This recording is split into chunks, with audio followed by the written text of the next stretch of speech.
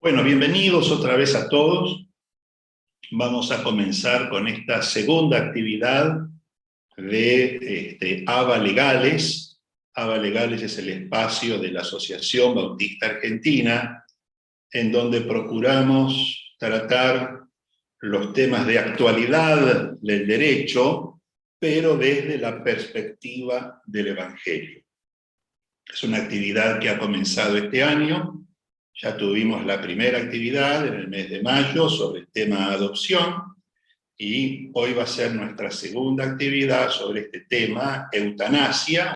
Y estamos muy contentos de tener esta actividad con este tema tan estimulante y en alguna medida también tan complicado, y esperamos que la actividad de hoy nos sea útil a todos para reflexionar sobre el tema de la eutanasia. Y ahora el presidente de la Asociación Bautista Argentina, el pastor Jorge Pérez, él quiere saludarlos también y darles la bienvenida a esta actividad.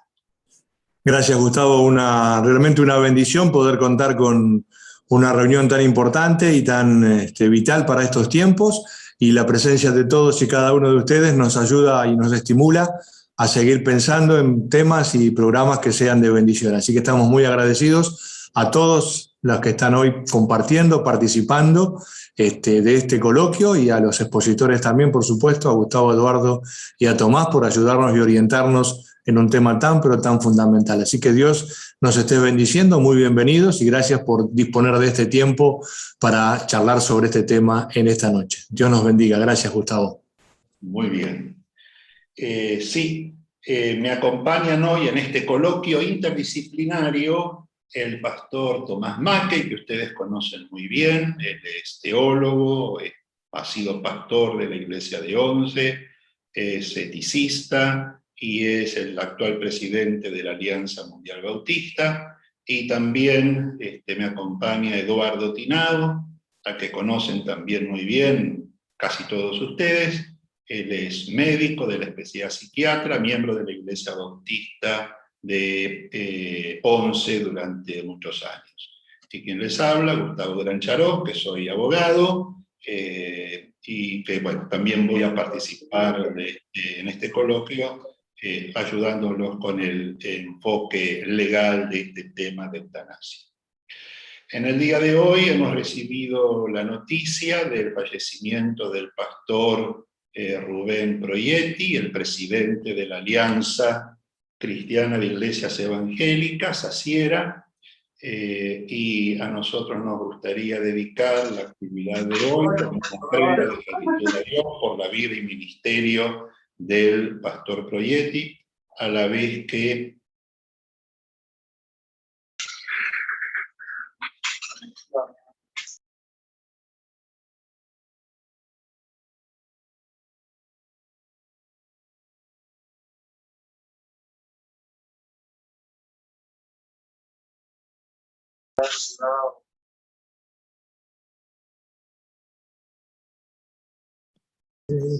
Está silenciado, Gustavo, ahí está.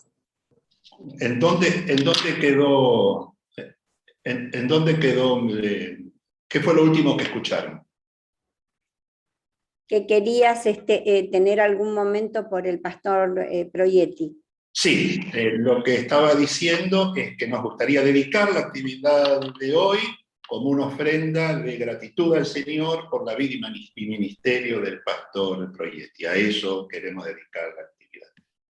Y pasamos ahora entonces a tratar sobre nuestro tema. Miren, a mí me gustaría decirles que no se preocupen, porque ya tenemos todos los temas resueltos, tenemos todas las respuestas a todas las preguntas que ustedes se han hecho durante toda la vida sobre el tema eutanasia. Pero no puedo hacer eso, porque realmente no es así. Y el objetivo de esta actividad, más que dar respuestas a todas las preguntas, sería irnos con algunos conceptos claros que nos ayuden a todos a seguir pensando este tema que es tan difícil. Y es un tema difícil porque trata ni más ni menos que de la muerte, y hablando con más precisión, trata más precisamente sobre la acción de matar, y de matar a otro ser humano. Entonces, la envergadura de ese tema justifica que dudemos, justifica que nos hagamos preguntas y justifica que lo pensemos y repensemos 100 y 1000 veces antes de tomar decisiones prácticas. Y como vemos que este tema es un tema que se está moviendo con insistencia en todas partes del mundo, no solamente en la Argentina, nosotros quisiéramos que todas las personas que están vinculadas a la Asociación Bautista Argentina, a través de esta actividad que vamos a tener hoy, puedan contar con algunos conceptos, aunque sean rudimentarios e iniciales, que les permitan pensar lo que seguramente habrán de ver por los medios de comunicación en los próximos meses y en los próximos años. Y a mí me gustaría introducir esto despejando algunos conceptos y algunos temas que pueden confundirse y que si se confunden pueden complicar mucho la comprensión acerca de qué estamos hablando cuando hablamos de eutanasia. Y a mí me gustaría separar en este momento dos aspectos del tema que son muy diferentes. Por un lado, el tema propiamente de eutanasia, que llamamos con el nombre eutanasia, y que está vinculado, como dijimos al comienzo, con la acción de matar a una persona que está atravesando un estadio terminal de su enfermedad. Y el otro concepto, que es distinto, es el derecho que tiene todo paciente a rechazar tratamientos médicos, aún en el caso de que esté cursando una enfermedad terminal, y aun cuando rechazando el tratamiento médico quede expuesto a la acción de la enfermedad y que sea la acción de la enfermedad la que produzca su muerte. Son dos cosas distintas. En el primer caso, la acción de matar la produce un ser humano sobre la vida de otro. En el segundo caso, el fallecimiento lo produce el progreso de la enfermedad como consecuencia de la decisión del paciente de no implementar los tratamientos que eventualmente podrían prolongar su vida. Esta es una distinción que hoy estamos en condiciones de distinguir, pero no era así hace unas décadas atrás. Hace unas décadas atrás, cuando la opinión del paciente y del enfermo no contaba, porque el médico era el que decidía sobre la vida del paciente, era él el que disponía el tratamiento, era él el que disponía implementario, y ni le preguntaba al paciente si estaba de acuerdo o no con él acerca del tratamiento que se iba a implementar. Bueno, esa época ya pasó, ya no es así, y hoy hay un consenso generalizado, todas las disciplinas, no solo en el derecho, sino también en la ética, en la medicina, y en todas las disciplinas relacionadas con este tema, de que la persona del paciente es inviolable y que no se puede suministrar ningún tratamiento médico en el paciente si es que éste antes no da su consentimiento para que el tratamiento se pueda implementar, aun cuando la omisión de ese tratamiento pueda producir que la acción de la enfermedad produzca la muerte. Esto empezó a desarrollarse en la República Argentina a partir de un precedente de la Corte Suprema de Justicia de la Nación, que es el caso Bahamonde, en el cual un testigo de Jehová rehusaba una transfusión sanguínea. En ese caso, la Corte Suprema de Justicia estableció ese precedente, que no se podía implementar ningún tratamiento médico, tampoco la transfusión de sangre, sin el consentimiento del paciente. Y hoy eso es un principio que está inclusive legislado. Hay una norma legal muy importante, que es la Ley 26.529 de Derechos del Paciente, del año 2009 que establece ese principio. Antes de ejecutar un tratamiento, el paciente debe ser consultado y debe dar su consentimiento. Y ese consentimiento lo da el paciente después de ser debidamente informado por su médico acerca de su diagnóstico, los tratamientos posibles que puedan corresponderse con ese diagnóstico, los pros y los contras de cada uno de los tratamientos posibles, las consecuencias que tienen en el pronóstico de la enfermedad la implementación o no implementación del tratamiento, y recién entonces el médico está en condiciones de proceder. Antes no sería legítimo hacerlo. Otra norma importante sobre este tema es una reforma que se le hizo a la Ley de Derechos del Paciente, que en los diarios se hizo conocida con el nombre de Ley de Muerte Digna, en el que estableció un requisito especial que el médico debía informarle al paciente en el consentimiento informado, informándole que en caso de que su enfermedad llegara a un estadio terminal, que fuera incurable, irrecuperable, el paciente tenía el derecho a solicitarle a su médico la suspensión de los tratamientos médicos en marcha, inclusive el suministro de vías de soporte vital, tales como la alimentación, la hidratación, la asistencia respiratoria también. Es decir, que en estado terminal el paciente puede decidir la suspensión de los tratamientos médicos, aun cuando suspenderlos pueda implicar que el desarrollo de la enfermedad termine produciendo su muerte. Y al mismo tiempo, optando por la suspensión del tratamiento, el paciente tiene derecho a requerir que en su lugar se le prodiguen cuidados paliativos integrales para desarrollar el estado terminal de su enfermedad. Incluso puede el paciente, mientras está en condiciones de lucidez, dejar él por escrito directivas anticipadas para que, en caso de que pierda su discernimiento y no pueda expresar su voluntad de forma libre, tanto los médicos como los familiares cuenten con una constancia documental que les indique cómo proceder en el caso de que su enfermedad llegara a ese estado terminal. Entonces, tengamos en claro esto, concluimos de la siguiente manera. La suspensión del tratamiento médico y el paciente tiene derecho a rechazar tratamientos médicos y también tiene derecho a que el tratamiento médico en curso sea suspendido.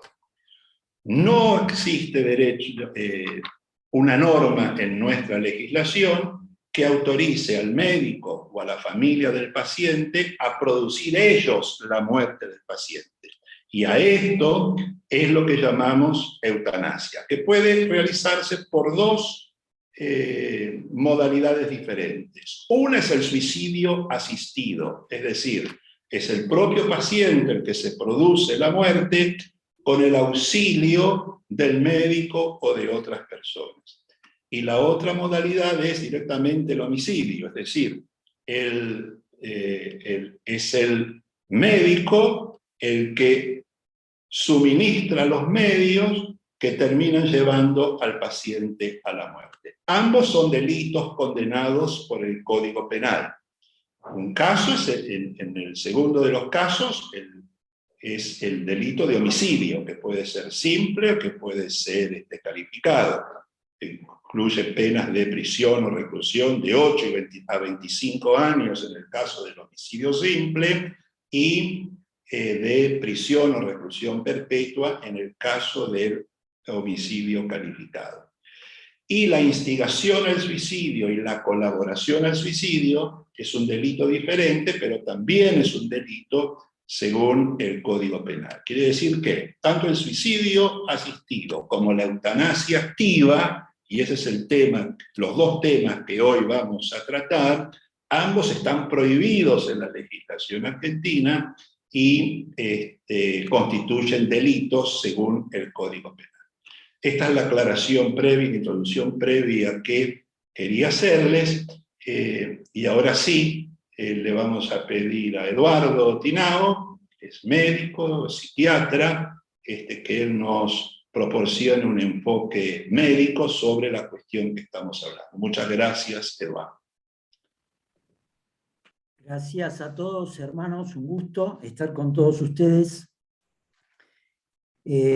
Con Gustavo, desde el primer momento en que planteamos esta posibilidad de charla, planteamos la dificultad y los desafíos que plantea, ¿no es cierto? Y pareciera que desde lo legal, como planteaba Gustavo recién, es bastante sencillo definir una cosa y otra, pero en la práctica real, esto ha sido un debate desde comienzos de la medicina, ¿no es cierto?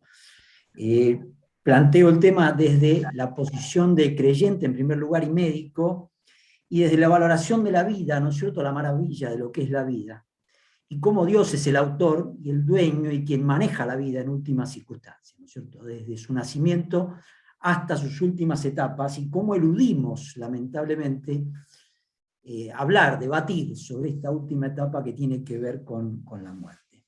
Este debate no es nuevo en la medicina. El debate comienza 500 años antes de Cristo con Hipócrates, a quien consideramos el padre de la medicina, quien aún sin ser religioso, creyente, ¿no es cierto?, él quería justamente diferenciar la ciencia médica de lo religioso, de lo sobrenatural, de lo abstracto, ¿no es cierto?, y traerlo al tratamiento de la salud y del marco natural para poder acompañar al enfermo. Y desde Hipócrates a la fecha, hoy nosotros seguimos jurando con el juramento hipocrático, ¿no es cierto?, aquellos que somos médicos, una de las primeras premisas que establece el juramento hipocrático es por lo menos no hacer daño, no establecer un daño, ayudar, decía Hipócrates, a la naturaleza con los instrumentos y la metodología que podamos tener a disposición para mejorar las condiciones de salud. Y Hipócrates hablaba de los elementos más naturales, la buena alimentación, el descanso, todos aquellos elementos tradicionales del tratamiento de la medicina, y él decía, bueno, por lo menos tenemos que ayudar para que existan buenas condiciones de salud, mejorar aquellas condiciones que sea factible mejorar, y al menos no hacer daño. Y allí comienza el debate, porque hay toda una corriente griega de filósofos y de pensadores que incluso ni siquiera condenaban el suicidio. Por ejemplo, el suicidio en épocas de los griegos no estaba condenado, sino que era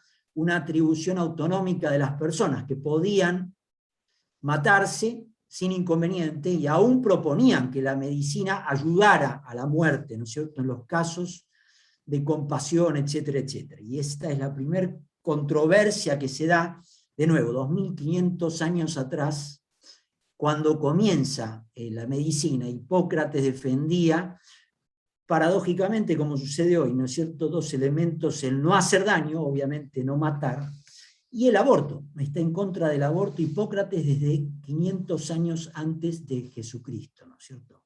Este debate continúa a través de la historia del hombre, y si nos ubicamos en contexto, yo quería traer algunos conceptos que traen este debate sobre la mesa en el día de hoy, aunque se trata de ocultar, ¿no es cierto?, o mirar para otro lado cuando hablamos concretamente de la muerte. ¿Por qué digo traer el debate nuevamente? Porque en muy pocos años, piensen que, si nos remitimos al 1750, por ejemplo, la expectativa de vida, la posibilidad de vivir era de aproximadamente 40 años de edad. Y hoy estamos transitando una expectativa de vida promedio de 80 años. Hemos duplicado en muy poco tiempo la posibilidad de vivir. Y casi todas las estadísticas, aunque no exactas, sino comunes a todos los países y todas las sociedades, nos hablan de un aumento de expectativa. Podemos citar que aproximadamente en las últimas décadas pudimos alcanzar una expectativa de vida de 20 años más de lo que teníamos. Algunas décadas atrás. Yo tengo algunos años más que 60 años, y en lo que transcurrió mi vida de la década del 50, de 1950 a la fecha, crecimos en expectativa de vida a nivel global, estadísticamente, en aproximadamente 20 años, y hoy se habla de que aproximadamente en cada década podremos crecer unos 3,5 años más de vida. Por lo tanto, algunos dicen que en 2030, 2040 podremos llegar a los 100 años fácilmente, ¿no es cierto?, como expectativa de vida alcanzada, y esto es un crecimiento exponencial, ¿no es cierto?, del desarrollo de la medicina, del desarrollo de la tecnología aplicada a la medicina, de los tratamientos de distinto tipo aplicados. Pensemos que solamente en 1946 surge la anestesia, en las guerras y posguerras comienza a surgir todo lo que son los tratamientos medicamentosos, por ejemplo, la penicilina, a partir justamente de la problemática de las guerras. Los tratamientos que hoy ni se consideran un problema, como los tratamientos crónicos en el campo de las enfermedades respiratorias, enfermedades cardiovasculares, ya no son un problema porque se transformaron en enfermedades crónicas, y hoy ya estamos hablando de otro estadio, como lo es la oncología, como es la genómica, etcétera, etcétera, etcétera. Y una posibilidad de asistencia, aún ante la cual el médico se hace la pregunta de hasta dónde llegar con todo este crecimiento exponencial de la posibilidad de atender. Y el vuelco ha sido desde una asistencia hipocrática donde el paciente era el centro, la persona integralmente era el centro. Esta es la definición de salud de la OMS, ¿no es cierto?, que dice que es un perfecto estado de bienestar físico, psíquico y social, a una orientación mucho más tecnocrática de la medicina, donde discutíamos nosotros hace pocos años en hospital, ¿no es cierto?, cuando se nos decía, voy a ver, por ejemplo, la enfermedad renal de la cama X en el hospital, ¿no es cierto?, del trastorno cardiovascular X de la cama tal, o sea, una despersonalización de la medicina que atiende enfermedades y fragmenta al individuo en distintas enfermedades y no trata al individuo como un conjunto. Esto hace que en estos últimos años la profundización del tema de la muerte y el tratamiento de la muerte y de lo que sucede con la salud, ¿no es cierto?, tenga una mirada y un debate totalmente dispar. Por un lado, trae tremendos beneficios, dijimos, la expectativa de vida ha crecido llamativamente, como ha disminuido la natalidad, por lo tanto está creciendo francamente el envejecimiento, la tercera edad en el mundo entero. Y esto en paralelo trae como consecuente impacto, por ejemplo, una distribución de la población totalmente diferente, y un aumento de expectativa de vida de la cual se habla, pero sin considerar en paralelo cuál es la calidad de vida que en muchas circunstancias se disfruta, ¿no es cierto?, en ese aumento de la expectativa. La jubilación es un ejemplo de esto, ¿no es cierto? Mi padre se jubiló a los 60 años, hoy nos jubilamos a los 65 en Argentina, y en el mundo entero se está discutiendo el momento de jubilación porque la situación y el impacto económico que implica este crecimiento de la expectativa de vida es exponencial en el mundo entero, ¿no es cierto? Hay nuevas posibilidades de disfrute por un lado, hay nuevas posibilidades de desarrollo hasta edades avanzadas, y a su vez tenemos que manejar la soledad, cómo manejar el tiempo, etcétera, etcétera, en esa expectativa de vida aumentada. Y en salud, frente a estas mejoras, hoy se debate en todos los sistemas de salud del mundo cómo hacer para pagar los sistemas de salud, cómo hacer para manejar un crecimiento del gasto que es exponencial, cómo manejar, ustedes habrán escuchado hablar de esto en COVID ahora, los sistemas de terapia intensiva que en pocos días, de los últimos días de vida de los pacientes, insumen gastos que son inmanejables, ¿no es cierto?, para las distintas sociedades. Obviamente esto variable según la sociedad en que nos toque vivir, el lugar social en esa sociedad, etcétera, etcétera. Y a esto se agrega, por ejemplo, el COVID en esta última etapa, donde hemos discutido muchos de estos elementos, ¿no es cierto? Hemos discutido, por ejemplo, el rol de los infectólogos que segmentan al COVID solamente en la presencia del virus, y el gran debate que ocasiona con otras especialidades donde debemos discutir, ¿no es cierto?, el impacto psicológico, etcétera, etcétera, etcétera, de todo lo que nos ha sucedido. En este contexto, Lamentablemente se ha profundizado el debate, pero se elude hablar de la muerte, que hoy es un tremendo desafío para la medicina, para la ética, para la religión, etcétera, etcétera. Desde lo médico, y aunque Gustavo ya hizo algunas clarificaciones de definición, simplemente clarifico en términos muy simples, ¿no es cierto?, algunos de los términos. Como Gustavo citaba, el concepto de eutanasia en realidad es paradojal, porque en su origen etimológico, eu es una situación de equilibrio, ¿no es cierto? En psiquiatría nosotros hablamos de eutimia, por ejemplo, equilibrio del estado del ánimo, eustrés, equilibrio del estado de estrés. Y en eutanasia el concepto en sí tiene que ver con el concepto de equilibrio o buena o estabilidad en, y thanatos, muerte, concepto de muerte o buena muerte, ¿no es cierto? Y este era el concepto tradicional por el cual, de nuevo, el debate entre los griegos y las filosofías tradicionales decían que había que buscar desde un sector la posibilidad de una muerte aceptable, una buena muerte, y aún facilitarla a aquellos que proponían la posibilidad de producir la eutanasia, contra aquellos que defendían que la eutanasia es una forma de matar. Y hoy la definición más técnica que existe, a pesar de este concepto paradojal de eutanasia, la definición de Oms dice que es directamente la acción médica, la acción del médico, que provoca la muerte de manera deliberada, o sea, deliberadamente yo provoco la muerte como médico en un determinado paciente, que accede, ¿no es cierto?, voluntariamente a aceptar esta asistencia, ¿no es cierto?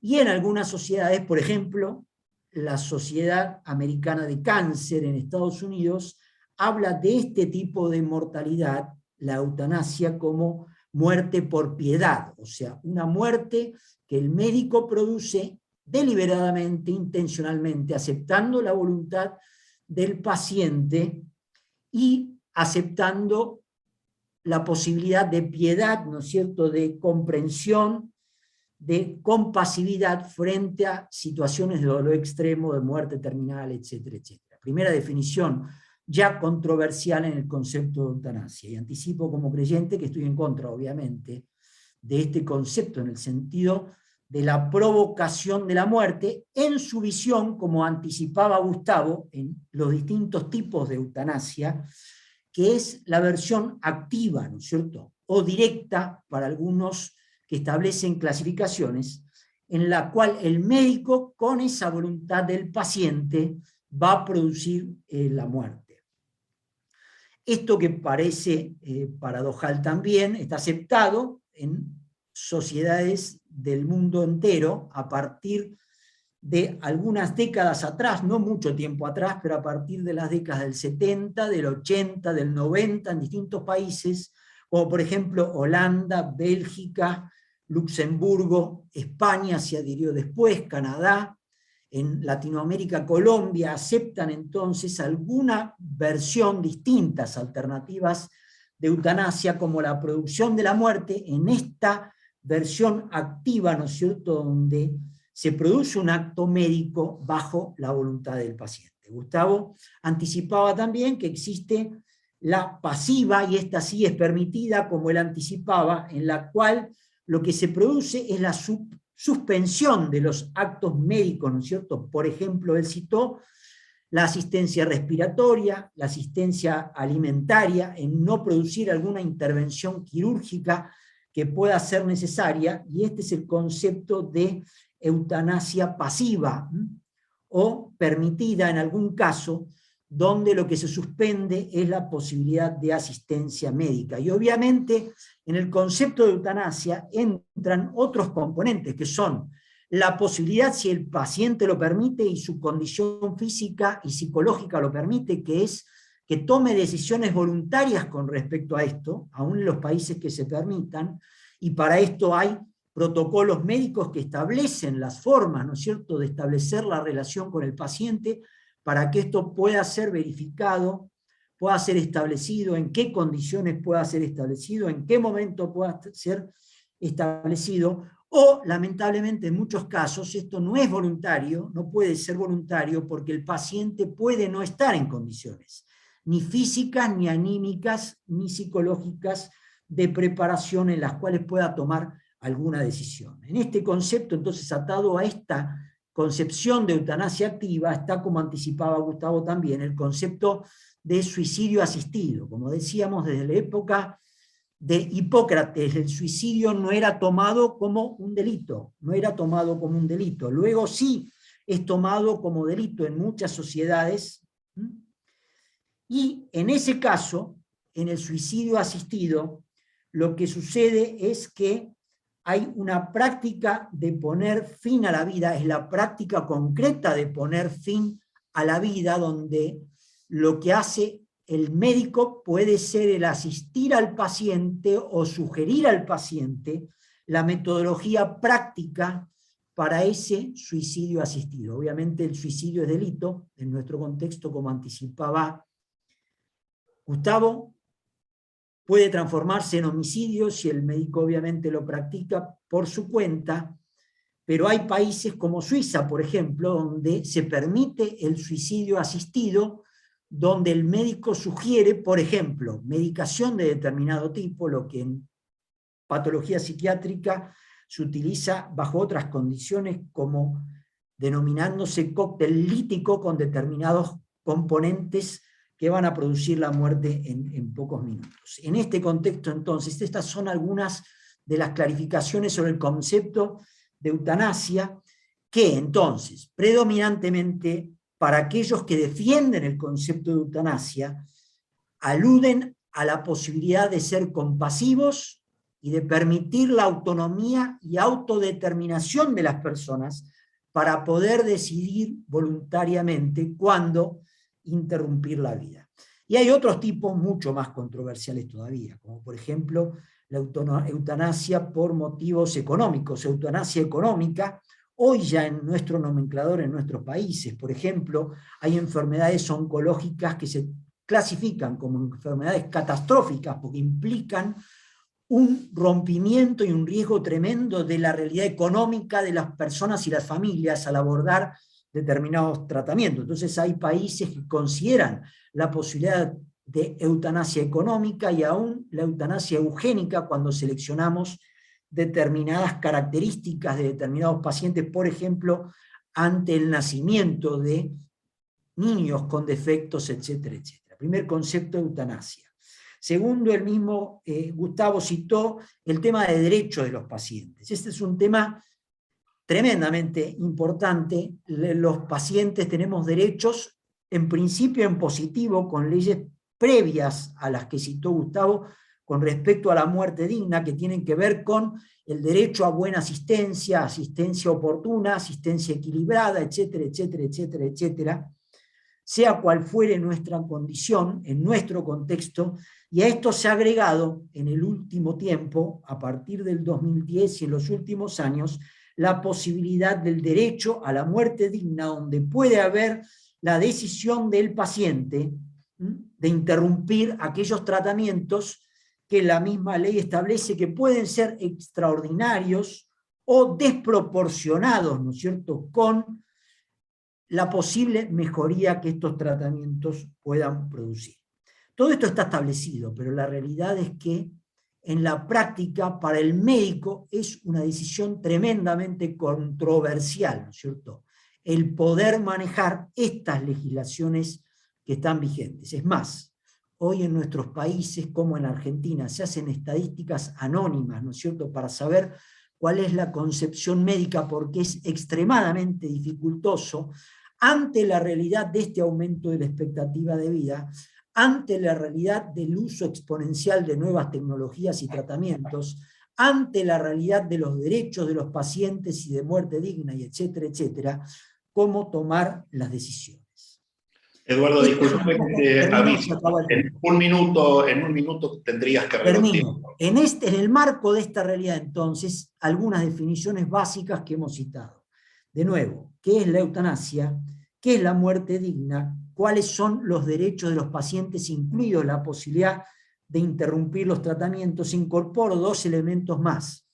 Uno que es enfermedad terminal. Cuando hablamos de enfermedad terminal, estamos hablando de un paciente que va a morir en el corto plazo. Sabemos que por la patología que tiene, las expectativas médicas que tenemos, este paciente va a morir en el corto plazo. Y esto tiene que ver entonces con la posibilidad de muerte digna, retiro del soporte de medicación, de asistencia, etcétera, etcétera. Y otro tema más complejo es la enfermedad desahuciada, donde puede haber un paciente en el cual no hay posibilidad de resolución médica de su patología, pero no sabemos como médicos cuál va a ser la duración de su expectativa de vida. Y allí entramos en otro problema, que es qué decisiones tomamos y qué tecnología aplicamos. Y resalto por último, en este último momento, ¿no? Y después surgirán preguntas, la importancia de los cuidados paliativos y el acompañamiento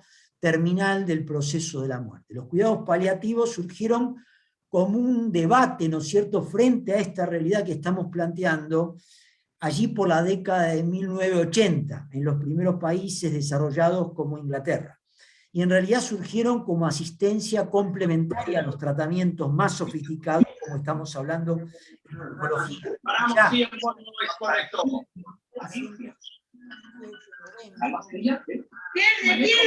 qué increíble, pierde. ¿Puedo decir? Están aceptando todos los rebotes. Sí, pierde 39 segundos. El cuidado paliativo, entonces, hoy es una disciplina que es aceptada como subespecialidad médica y que hay recursos maravillosos, ¿no es cierto? En la última terminal, fundamentalmente. Y el segundo elemento es el acompañamiento terminal, que seguramente luego veremos desde la perspectiva.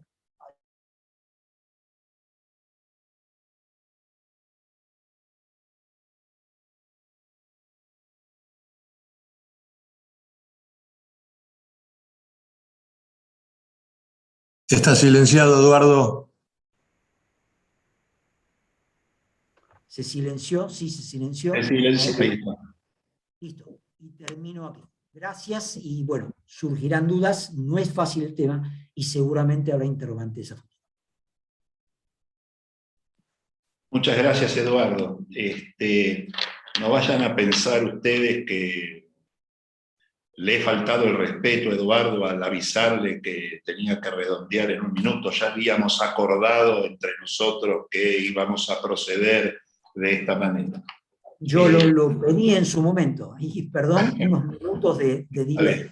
Ahora yo te pido, Eduardo, que me controles el tiempo a mí, porque quisiera en 5 minutos dar un breve enfoque jurídico para dejarle tiempo a Tomás de poder desarrollar él la parte que a mí en lo personal me parece la más importante de todas, que es el enfoque ético y pastoral sobre el tema. Así que por favor controlame el tiempo, Eduardo. Miren, a mí me gustaría explicarles por qué razón dentro del derecho cuesta tanto tomar decisiones sobre este tema. Lo que ocurre es que hay 2 principios y 2 valores jurídicos que están en tensión. Los 2 son muy importantes, más que importantes, son fundamentales en el derecho, piedras angulares del derecho, pero han estado desde siempre, desde toda la historia de derecho, en tensión uno con otro. El primero es el derecho del individuo y de la persona a tomar las decisiones y a fijarse a sí mismo las normas con las que quiere vivir y morir. Ese principio se llama principio de autonomía de la voluntad y consiste básicamente en darse a sí mismo las normas a las que uno va a sujetarse después. El otro principio es el principio de orden público. que también es fundamental en el derecho, y que son un conjunto de normas que la comunidad establece en protección de la supervivencia de la comunidad, y que se impone a la voluntad de los individuos. Es decir, la comunidad te dice, mira, en algunas cosas vos te podés fijar tus propias normas, pero hay otro conjunto de situaciones en donde las normas las impone la comunidad y vos tenés que ajustar tu vida personal a esas normas que son comunes. Y esa es la razón por la que cuesta tanto decidir en los casos concretos qué decisión tomar, cuando la decisión que hay que tomar es si, en un caso determinado, una persona tiene el derecho de decidir su propia muerte o no. Yo quiero mostrarles en funcionamiento estos dos principios en dos casos diferentes. Ambos provienen del derecho extranjero, son fallados por tribunales muy importantes, el primero por el Tribunal Europeo de Derechos Humanos, y el segundo por la Corte Superior de la Ciudad de Lima, muy reciente, de este año, que salió publicado en todos los diarios a mediados de este año, para que ustedes vean cómo funcionan esos dos principios. El primer caso es un caso de la señora P contra el Reino Unido. La señora P es una señora que padece una enfermedad degenerativa incurable, está en estado terminal y ha decidido suicidarse. Pero su incapacidad le impide ejecutar el suicidio por sí misma. Necesita que su marido colabore con ella para facilitarle los medios que le permitan suicidarse. El marido está dispuesto a hacerlo, pero como en Gran Bretaña asistir y colaborar con un suicidio es un delito, él pide, antes de colaborar en la muerte de su mujer de esa manera, ser eximido de la pena por colaboración con el suicidio.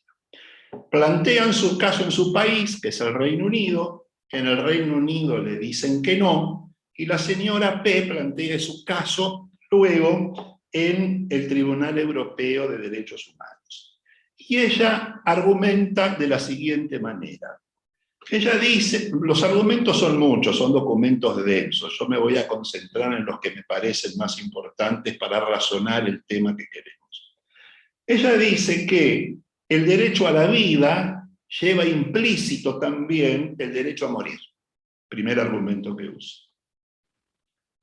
Luego dice que impedirle el suicidio a una persona que está pasando por una enfermedad tan cruel como la que ella pasa, es someterla a una situación de tortura, a un trato humano y degradante, y eso está prohibido porque uno de los derechos humanos básicos y que está en todos los documentos de derechos humanos es la prohibición de la tortura, penas o tratos inhumanos y degradantes. Y el tercer argumento que ella utiliza es que impedirle el ejercicio del derecho a suicidarse es una injerencia en su intimidad, en su vida privada, y que también eso es en contra de la Carta Europea de Derechos Humanos.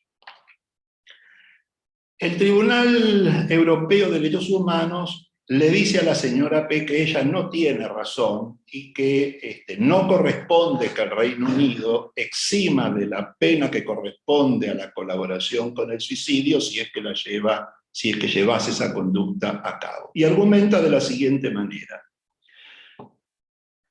que efectivamente la situación y la enfermedad de la señora P es muy cruel, y que los sufrimientos que ella está experimentando son sufrimientos extremos.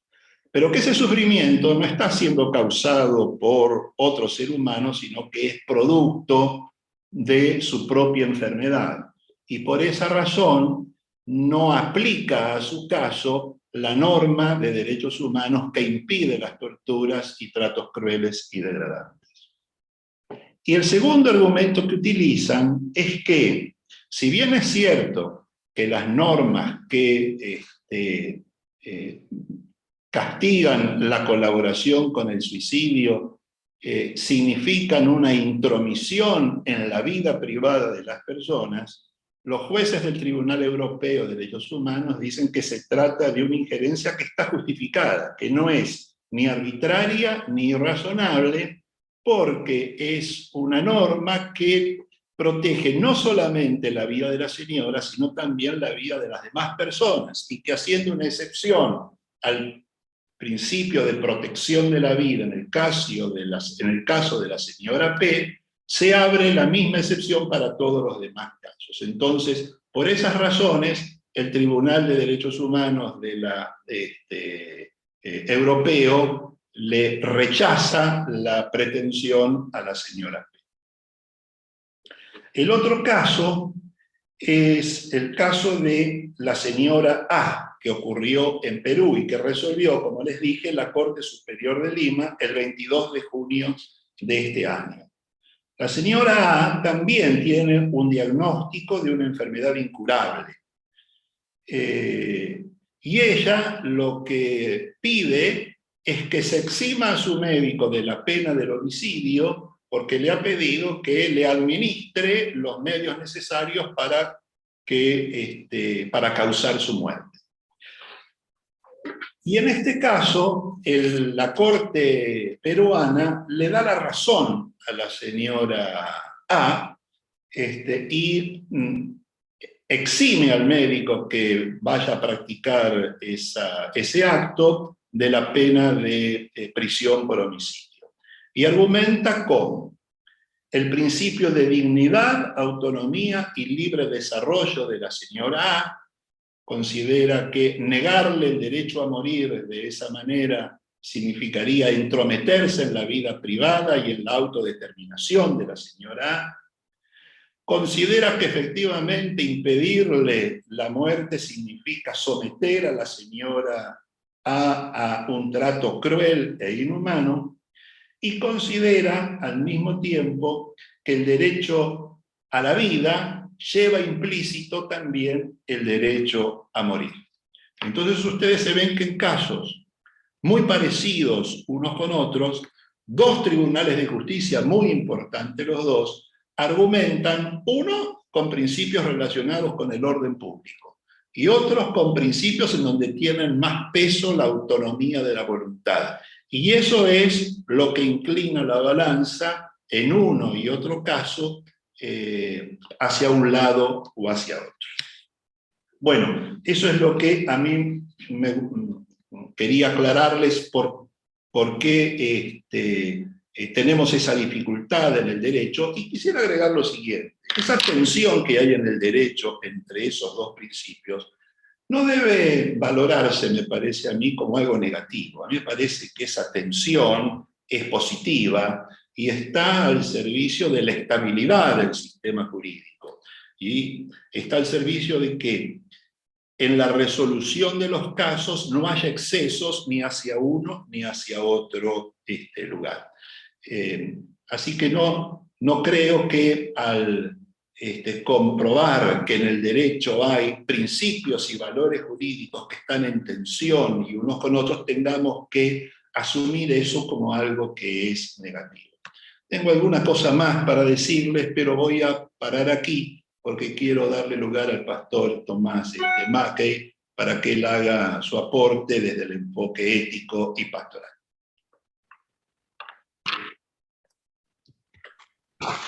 Hola gente, ¿cómo les va? Muchísimas gracias a los organizadores por haberme invitado. Esto es ABA Legales específicamente. Gracias. Yo no soy un experto, pero me gusta participar y agradezco la invitación. Y antes de ingresar al tema, quiero pensar con mucho cariño, con mucho afecto y con mucho respeto en todas aquellas personas que afrontan momentos en que han pensado en terminar con sus vidas, en el sentido del sufrimiento que esto les ha implicado, les implica a ellos y a las personas que están alrededor. No se llega a ese momento sino fruto de situaciones muy complejas. Y quizás muchos de nosotros hemos pensado eso al ver sufrir a muchos seres amados en distintas circunstancias, no solamente de salud, sino circunstancias en donde como pastores vemos a personas golpeadas, personas que están en condiciones límites en la vida. Así que quiero pensar con solidaridad en todos ellos y elevar mi oración para que tengamos un mundo mejor que ese y no que lleguemos a ese punto límite. Creo que también queremos pensar con una actitud firme respecto de actuar en contra de la eutanasia, no lejano, sin embargo, de aquellos que sufren, ¿no es cierto? Pensando bíblicamente el tema, la Biblia enseña que la vida de la persona y de cada persona concreta es la de alguien que Dios ha creado a su imagen y a su semejanza y que será en tal condición durante toda su vida.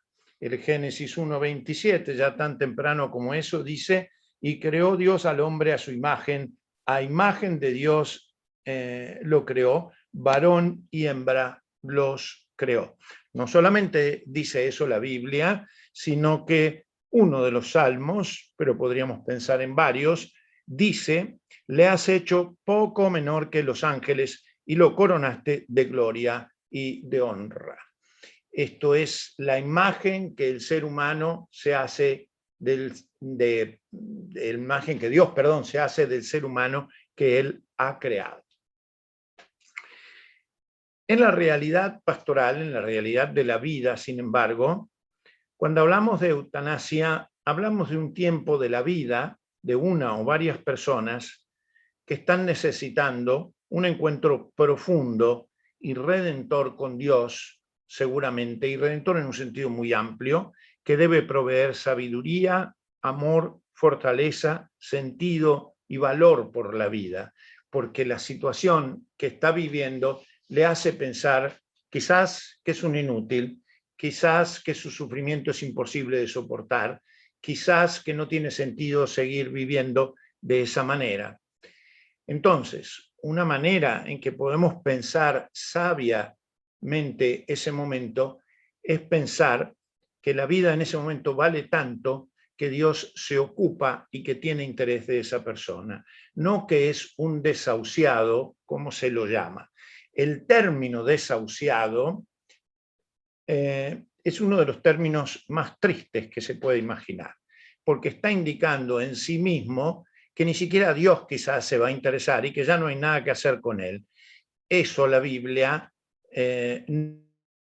no lo soportaría. Dios tiene que hacer con esa persona todo el tiempo. No hay ningún momento de la vida de esa persona, por más triste y límite y difícil y extremo que sea, en donde Dios no quiera interesarse y en donde definitivamente no se interesa por esa persona. Jamás aplicaría el término desahuciado, sino una persona en donde Dios ama y trabaja.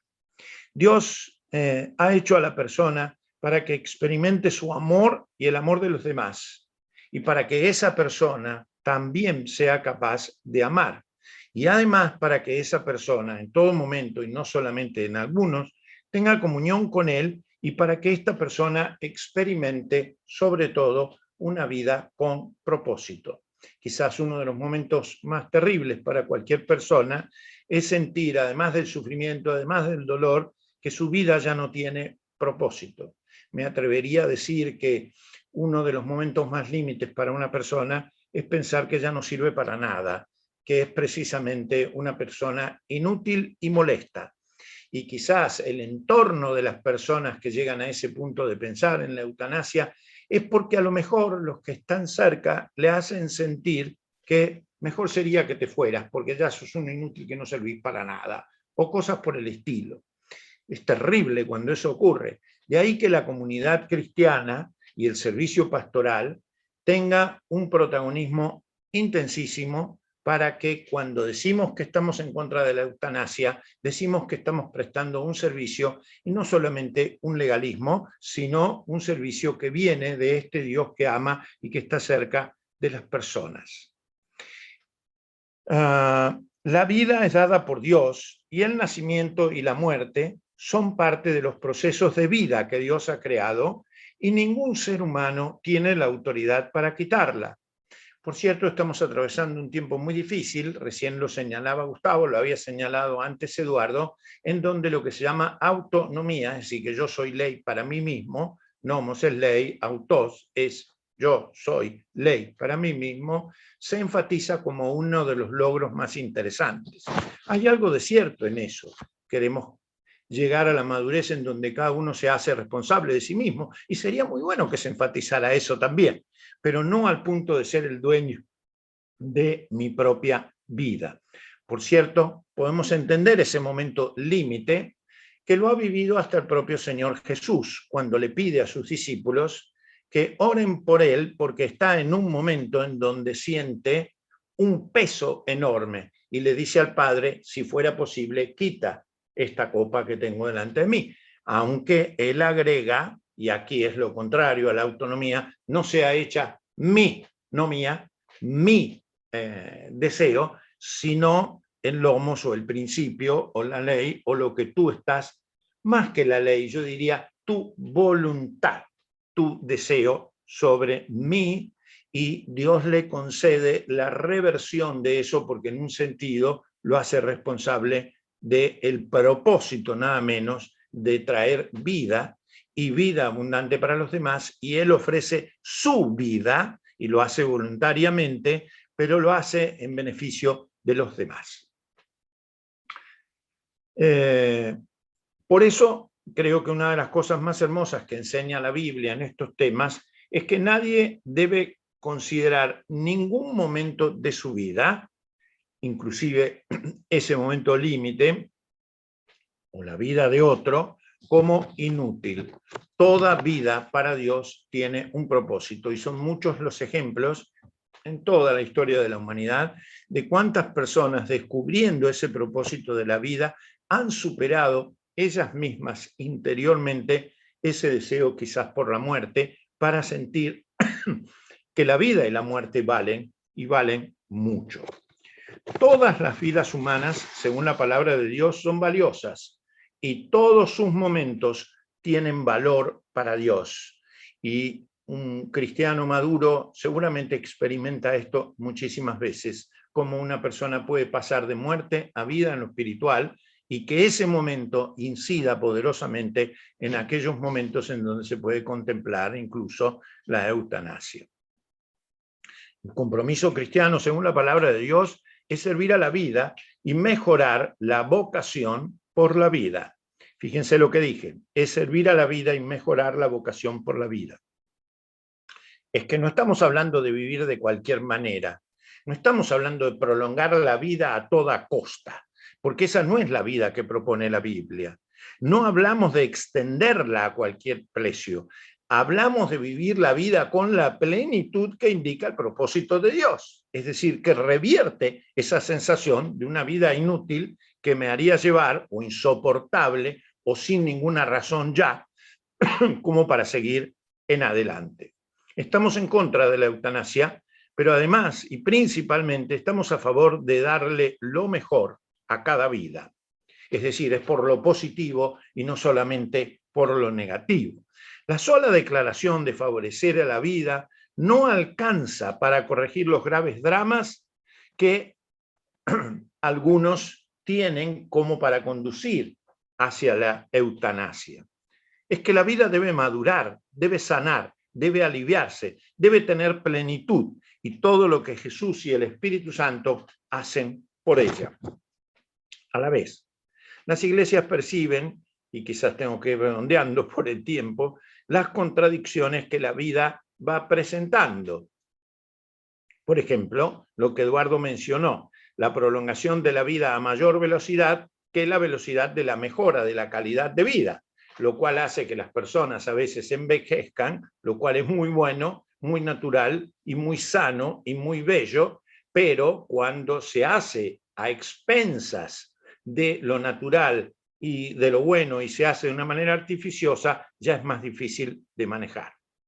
Pero déjenme redondear, como para ir diciendo lo final, que minimizar, sin embargo, a pesar de estar en contra de la eutanasia, el significado de los dolores, los sufrimientos y las humillaciones no es propósito del cristiano. Al estar en contra de la eutanasia, no minimizamos ni las violencias, ni las pobrezas sociales, ni los costos de las vidas, ni las soledades a partir de individualismos desgarrantes, ni las severas violencias familiares, donde hay que pensar en niños violados, niños golpeados, que quizás desean otra forma de vida. Las graves autolesiones que los seres humanos podemos infligirnos a nosotros mismos, y hasta la creación de culpas que los que están al lado pueden llevar hacia los que están en enfermos límites, que pueden indicar, no, por favor, que no te pase nada, pero en el fondo pueden llegar a demostrarles qué malo es que esté así, porque al final sufrimos todos estamos incómodos, como he notado más de una vez que las personas reflexionan.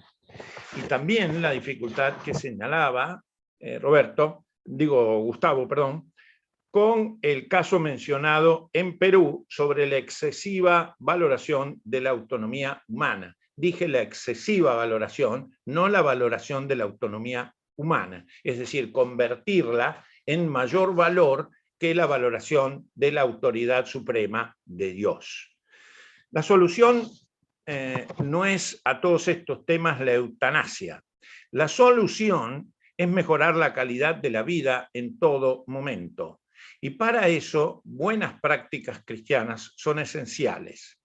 Y de hecho, se han hecho, por ejemplo, aportes en Inglaterra para pensar de qué manera la integralidad del servicio a la persona, básicamente con principios cristianos, no únicamente, pero principalmente con principios cristianos, le da a la persona en un estadio terminal, incluso ya reconocido como terminal, y expresado, porque es bueno para la persona que lo reconozca y que lo valore y lo hable, ¿sí? Que la persona en ese estadio terminal, aunque sean 3 días, 4 días, tiene vida, y que esa vida vale para Dios, y que esa vida puede ser de muchísima importancia.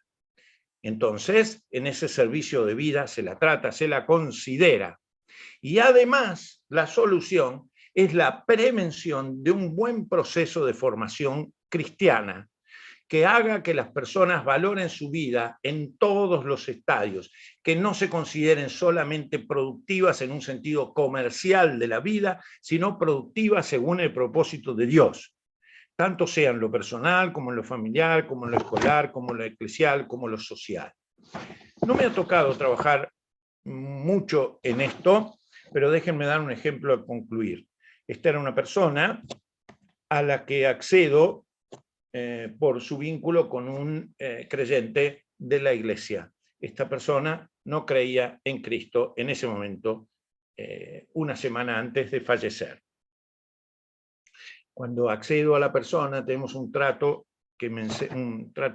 una conversación que me hace crecer mucho en la vida. La persona me pregunta concretamente qué sentido tiene mi vida si solamente me falta una semana. Y por el contrario, recuerdo cuántas cosas pude hacer y ya no voy a poder hacer, ese sentido de culpabilidad. Dios nos guía a un momento muy lindo en donde Dios le hace ver a esta persona cuántas cosas preciosas puede hacer en una semana con su familia. Él no creyente y una familia creyente. Y accede a esa posibilidad y luego de fallecer le pregunto a su hija, ¿cómo fue esa semana? Me dice 2 cosas. Fue una semana difícil porque papá finalmente, como sabe, falleció. Sin embargo, fue una de las semanas en que tuvimos una de las conversaciones más profundas que jamás haya tenido con mi papá. Jamás. Y lamento ahora, eso sí, y eso es lo que me duele a mí, no haber podido hacer esto.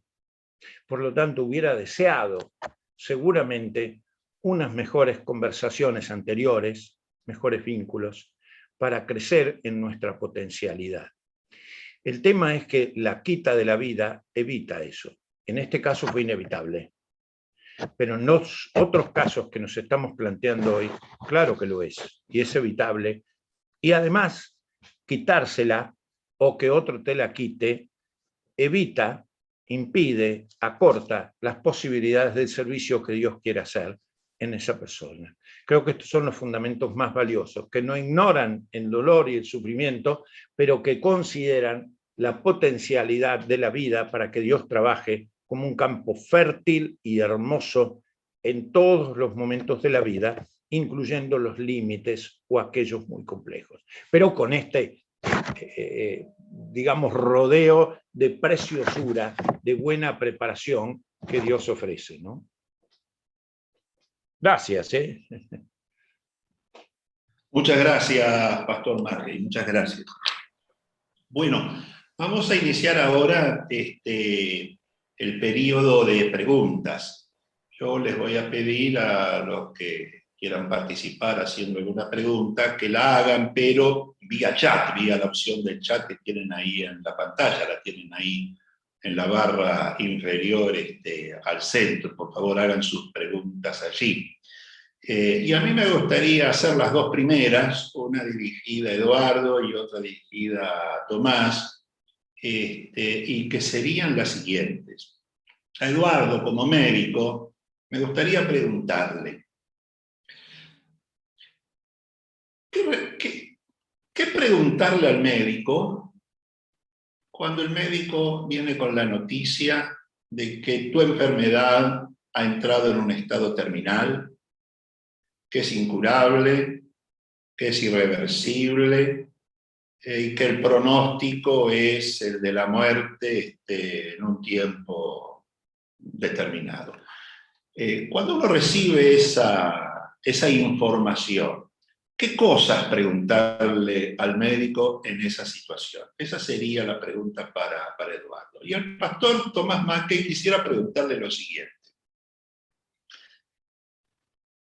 Desde la perspectiva del Evangelio, ¿la pena de prisión es una respuesta bíblica al delito de la eutanasia? Es decir, desde el Evangelio, penar la eutanasia con la prisión, ¿está bien o hay otras opciones? ¿Hay alguna opción mejor? Serían las dos preguntas que a mí me gustaría hacerle. Por supuesto, también estoy abierto a que ustedes dos me hagan preguntas a mí, por supuesto. Pero, en fin, empecemos la ronda de preguntas con esas dos. Gustavo, no sé si contesto primero y voy a tomar el ejemplo que Tomás utilizó, el último ejemplo que Tomás dio, ¿no es cierto? En primer lugar, antes de quizás preguntar al médico, tomaría esta determinación que el médico hizo o la aseveración que el médico hizo con una perspectiva y una mirada de la muerte que pueda ser tranquila, equilibrada, ¿no es cierto? Un primer elemento que vemos en estas situaciones es que perdemos el equilibrio, ¿no es cierto?, que son muy traumáticas, que producen una crisis en cualquier individuo, ya sea que sea el perjudicado o sea un familiar el afectado. Entonces, yo diría pedir al Señor y pedir el apoyo para poder tomar la situación de la muerte en estado de equilibrio, en estado de madurez espiritual, en el marco de todo lo que Tomás citaba. Es una etapa de la vida, la muerte, que lamentablemente muchas veces nos toma por sorpresa, y cuando nos toma por sorpresa no estamos en condiciones de enfrentarla, obviamente, o tenemos un desgaste producto de todo lo que hemos padecido, si es en nuestro caso personal. Y en primer lugar, entonces, la reflexión sería cómo afrontamos esta instancia, ¿no es cierto? Desde la vida, desde una visión de vida como Tomás citaba. Desde la vida, cómo podemos estar en mejores condiciones de entender que estamos frente a la muerte, que estamos en una etapa terminal, y cómo tener la estabilidad para poder analizarla. Y en este contexto, Tomás también citó que en esta persona sabía que iba a morir a la semana, ¿no es cierto? Entonces, ser conscientes, aún como creyentes, de pedir al médico la fidelidad de los datos, ¿no es cierto?, que nos permitan discernir la realidad de la situación. A veces esta obnubilación, el problema emocional, el problema de negación que sucede, el problema de depresión que muchas veces está asociado a estos cuadros, no nos permite ver con claridad qué es lo que está pasando. Entonces, debemos procurar esta estabilidad y tener la claridad suficiente para que el médico nos pueda clarificar la realidad del cuadro, la realidad de lo que sucede, la realidad de la expectativa de lo que puede pasar, cuál es la expectativa de calidad de vida que podamos tener en esas condiciones con los distintos tratamientos y todo lo que debemos afrontar en lo personal o alguno de los familiares en los cuales estemos. Y al final hablaba Tomás, y hablaba en algún caso yo al comienzo, de los cuidados paliativos, del acompañamiento espiritual, que es la posibilidad de pedir no solo la asistencia y las preguntas que podamos tener, sino todos aquellos recursos que hagan posible la calidad de esta vida hasta su momento final. Preguntaría, ¿cómo puedo hacer para que, si no soy yo el que está padeciendo y es un familiar, ayudar, ¿no es cierto?, a que esta situación sea lo más favorable posible en cuanto a la calidad espiritual, de madurez, ética, de diálogo, de proximidad, etcétera, etcétera, que podamos lograr. Y aún cuando esto sucede en un familiar o en otra persona, ¿cómo hacer para que esto favorezca no solo a la persona que está involucrada en esta situación, sino a todo su entorno, su comunidad, su familia, su iglesia, todo el contexto en el cual nos estamos moviendo? Entonces, en primer lugar, creo que estar estabilizados, y en segundo lugar, tener claridad absoluta, objetiva, de qué es lo que está pasando, y cómo afrontar todo esto desde una perspectiva de vida que pueda ayudar a una construcción de esa calidad, aunque sea en los últimos momentos terminales de esa etapa de vida.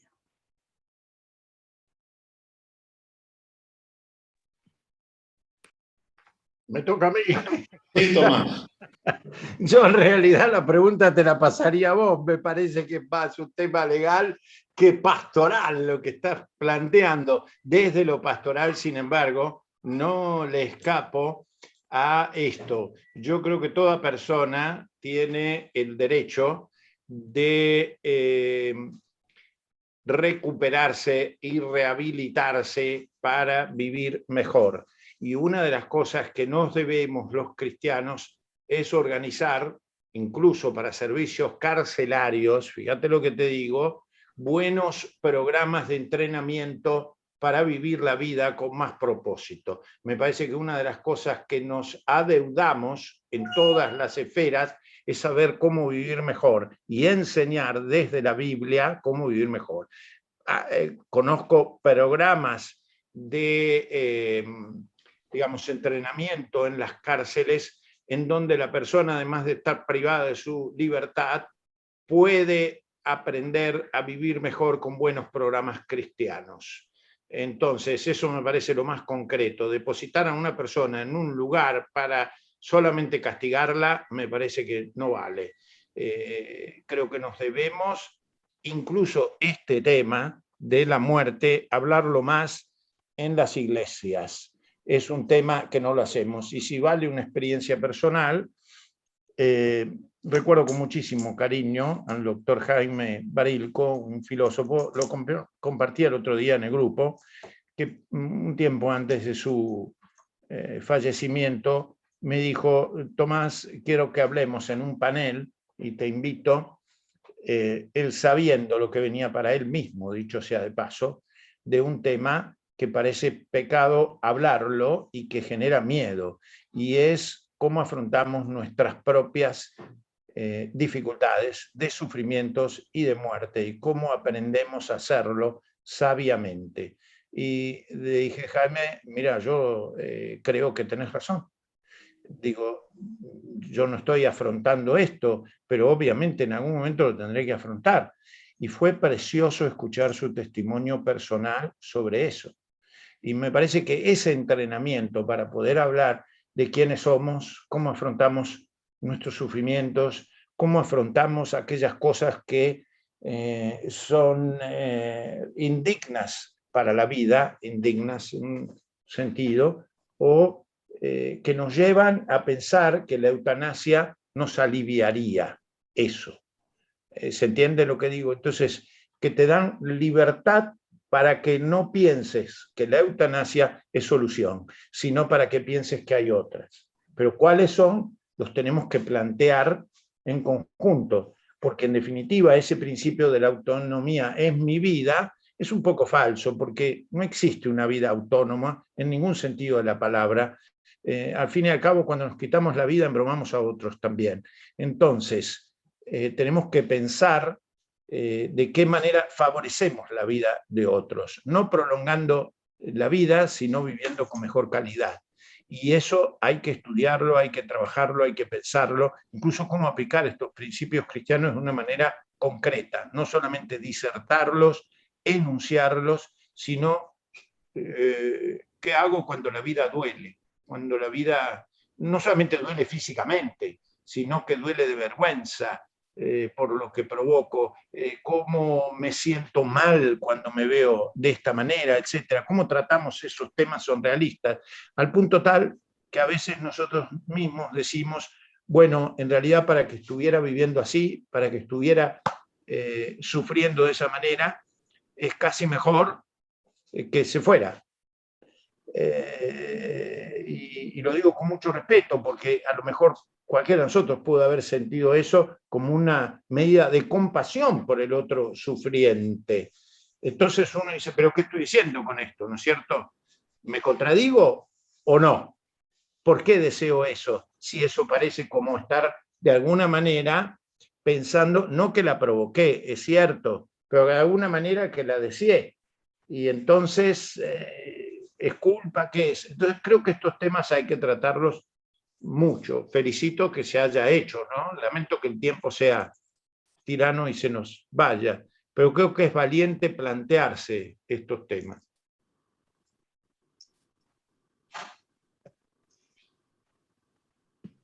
Muchas gracias, Tomás.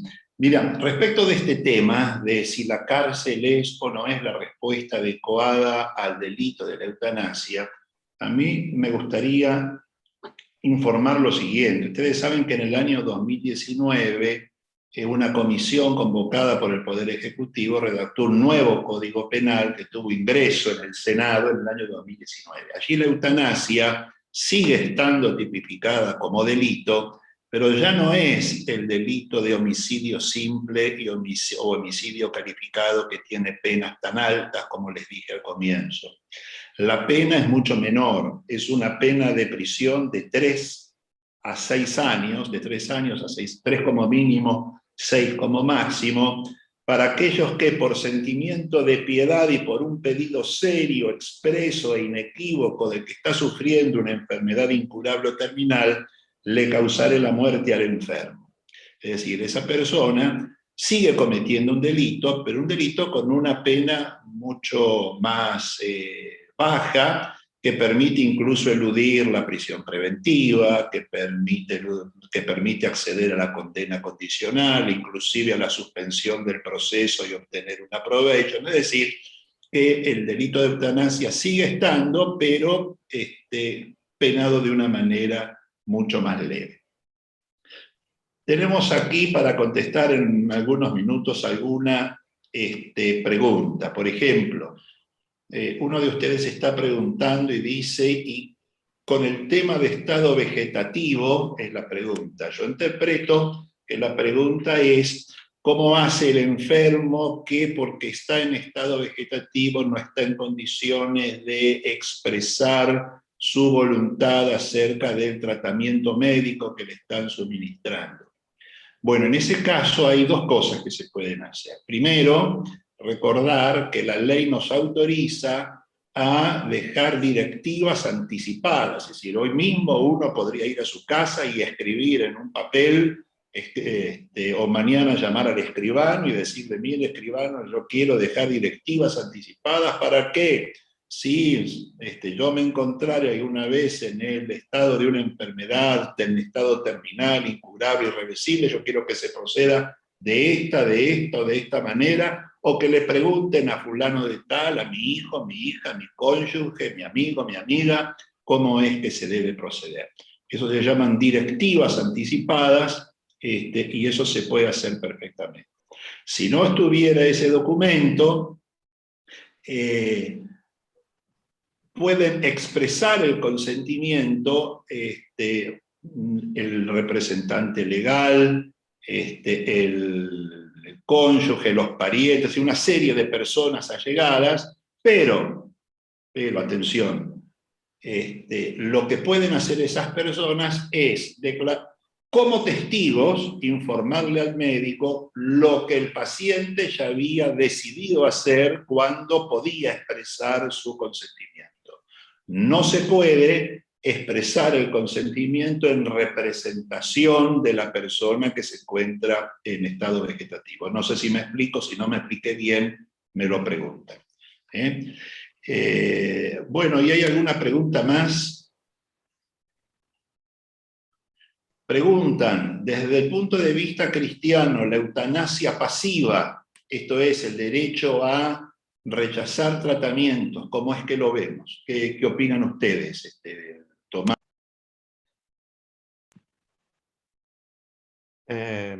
Eduardo me parece que estaba por responder, ¿no? Eduardo, que eso vos lo planteaste también. Lo planteé y es muy difícil la respuesta. Es tremendamente difícil la respuesta, porque en la situación personal de cada uno, en la situación del creyente, cuando hablamos de eutanasia pasiva, recuerdan que estábamos hablando de la suspensión de determinados tratamientos. ¿Cómo tomamos la decisión? Recién decía Gustavo, si yo dejo por escrito que quiero tomar determinadas decisiones antes de tiempo, ¿cómo tomo esas decisiones? ¿No es cierto? Y a su vez, mucho peor todavía, en el momento de suceder esas situaciones inesperadas, ¿cómo tomo esas decisiones? Y ahí entra un equilibrio, como Tomás anticipaba también, de dónde entra lo compasivo, el entendimiento del dolor, el entendimiento de la intensidad de un determinado tratamiento, etcétera, etcétera, etcétera, para contemplar el equilibrio entre no eutanasia activa, donde yo estoy provocando la muerte, pero donde no me adjudico, por ejemplo, como médico, la intención de seguir asistiendo de manera desmedida, ¿no es cierto?, aquello que no tiene solución. Esto es un gran dilema médico hoy, ¿no es cierto? Casi con la tecnología disponible uno puede mantener a cualquier persona viva en estos momentos con la medicina moderna. Se habló de la posibilidad de vida vegetativa. Ha habido personas que han estado por décadas en vida vegetativa. Surgen grandes preguntas. ¿Es esto vida? ¿Es calidad de vida? Más allá de que las definiciones médicas definan, ¿no es cierto?, la muerte cerebral o el momento de la muerte, etcétera, etcétera. Pero entonces, en esta situación, ¿cómo tomo las decisiones que yo pueda tomar con respecto a mi autonomía, lo que estábamos diciendo en una situación de equilibrio, y cómo tomo las decisiones que me corresponden como médico, y aún debato estos temas, ¿no es cierto?, cuando nos estamos acercando a situaciones en las cuales podemos hacer extensiva la vida, casi como dioses, ¿no es cierto?, tomando decisiones que no nos corresponden. Allí la pregunta de quién decide, cómo debo decidir, cuándo actúo excediendo la potestad que tengo como humano, etcétera, etcétera, etcétera.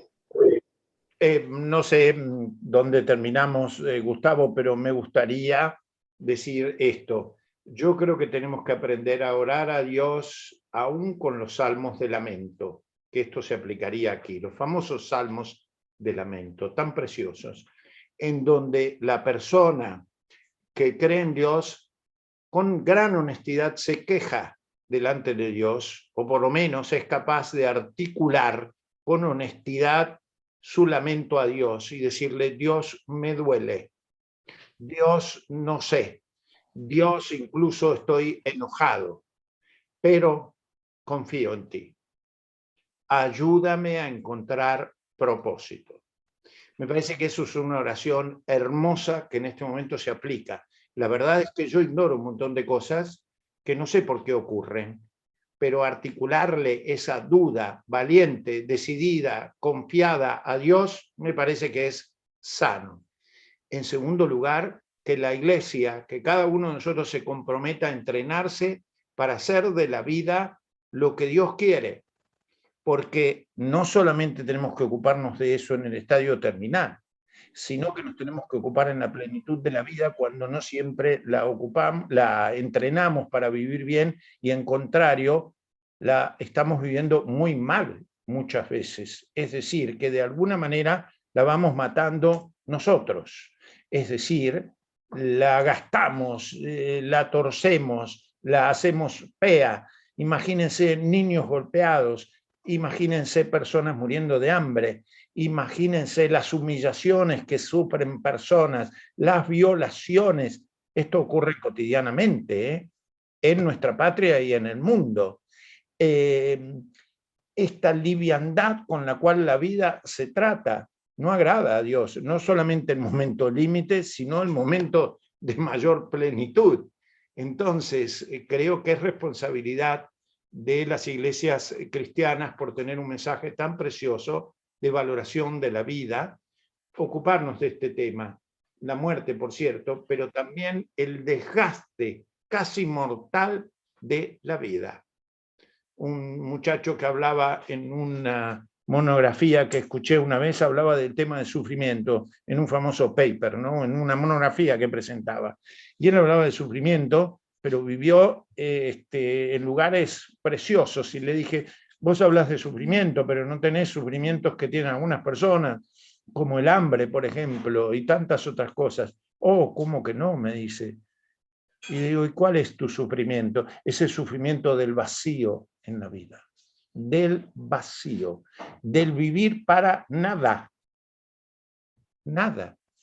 Entonces, obviamente no justifica eso, pero la falta de amor y la falta de protección indican muchas veces una violencia contra las personas que les conducen a querer desear la muerte. La muerte. ¿Se acuerdan de aquel psiquiatra Abadi? Una vez dijo, el viejo Abadi, el papá del muchacho que todavía trabaja como psiquiatra, según entiendo, que hablaba con una especie de idioma francesado. Cuando le preguntaron por qué varios chicos adolescentes se habían matado en simultaneidad, él dijo, el problema es falta de amor. Y el periodista le dijo, yo lo cito esto muy seguido, ¿no? Porque me resultó impresionante, dijo, pero tan simple su respuesta, va y déme una respuesta técnica. No, no, me dijo, es esa, es esa. El desamor conduce a la violencia más grande en niños, incluso con afectaciones psiquiátricas, que desean o piensan que la vida no vale nada.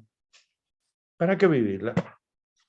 ¿Se entiende lo que quiero decir? Entonces, creo que hay un entrenamiento para mejorar la calidad de vida y es responsabilidad nuestra velar por la vida en el límite, cuando se piensa en la eutanasia y en cualquier otro momento.